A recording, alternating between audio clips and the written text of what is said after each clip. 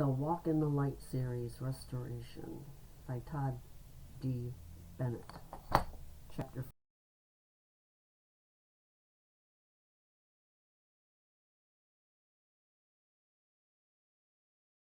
4. And my audio is not good for some reason, so I don't know what's going on. A pagan is often defined as someone who does not belong to a major monotheistic religion, and the word is often used interchangeably with the word heathen.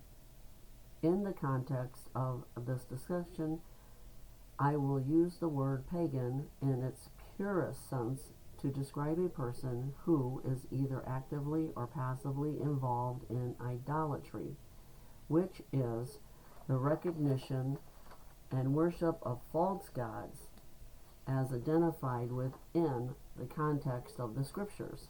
We could spend a lot of time refining and parsing these definitions, but I am more concerned with presenting the general concept to the reader who can re-examine their definition of these terms as the discussion continues. With that having been said, ancient Israel was surrounded by pagans, and many of the commandments given to them were intended to keep the followers of Elohim away from abominable practices and on the straight and narrow, which is the path of righteousness. So then, the purpose of the commandments was to instruct people how to live righteously before Elohim. We have all likely read the examples given in scriptures about Israel's repeated acts of idolatry. In fact, I remember as a boy reading the scriptures and wondering how they could keep making the same mistake over and over. I also thought that I was immune from this sort of idolatry since I was saved, and after all, I did not worship little wooden or golden figurines. I had spent most of my life believing this lie, thinking I was a pretty good person, all the while living a life of idolatry in an idolatrous society. You see, it is hard for a person who grows up in an idolatrous nation to recognize that they are an idolater. This is why Yahweh chose Israel to be the light to all of the nations that surrounded them. They were supposed to demonstrate the standard by which every other nation could measure up to. This way people could see how to serve the true Elohim, and they would have to choose whether to remain in idolatry, or follow the Holy One of Israel. The problem resulted when Israel became influenced by the idolatry of the surrounding nation rather than the other way around. When that happened, Israel lost the blessing of obedience and fell subject to the curses associated with disobedience.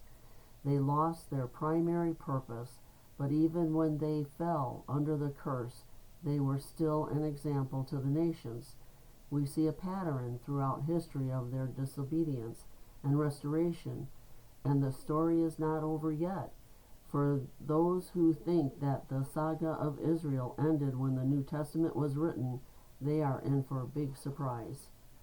Israel is still integral of Yahweh's plan of restoration, and they are still subject to the blessings and the curses promised by Elohim.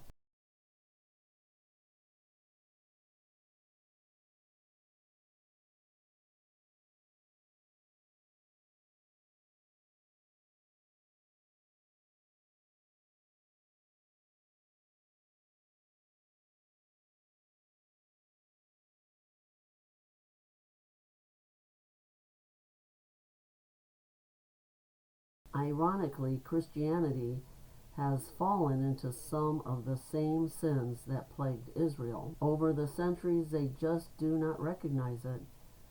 What I came to find out was that idolatry did not just involve bowing down to images, but involved anything in my life which drew me away from the true and proper worship of the Creator of the universe as prescribed in Scripture.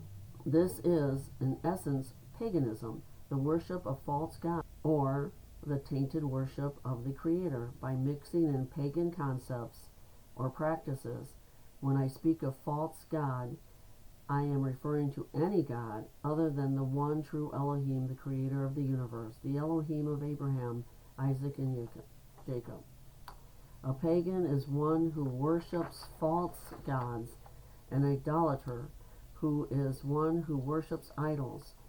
Although both acts can fall under the general definition of paganism, to worship something has been defined to mean the reverent love and alliance according to a deity, idol, or sacred object, or a set of ceremonies, prayers, or other religious forms by which this love is expressed.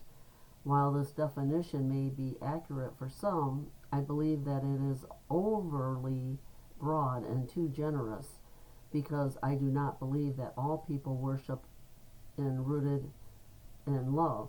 In fact, depending upon the religion, it could simply involve habit, tradition, fear, lust, selfishness, or even hate.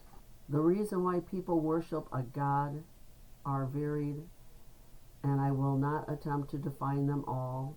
Suffice to say that is not always out of love. Therefore, when I speak of worship, it will simply mean displaying reverence to either the Creator or to an idol or false god. I believe that the proper manner to worship the Creator is found in the Scriptures, and any other form of worship will fall into the category of paganism or idolatry.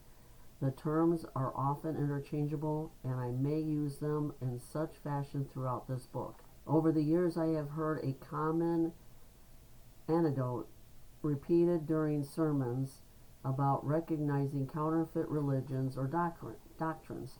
Basically, the story states that bank tellers are trained to discern counterfeit bills by only handling real bills.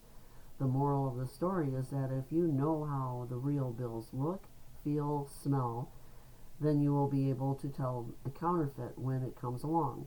I do not know if this is actually how tellers are trained, but on the surface it seems to make sense. It also seems to make sense that if we know correct doctrine, then we will not be deceived when false doctrines come along. Okay, I'm going to stop there, and I will finish this in the next one because I don't want to make these too long. I'm already almost at 10 minutes.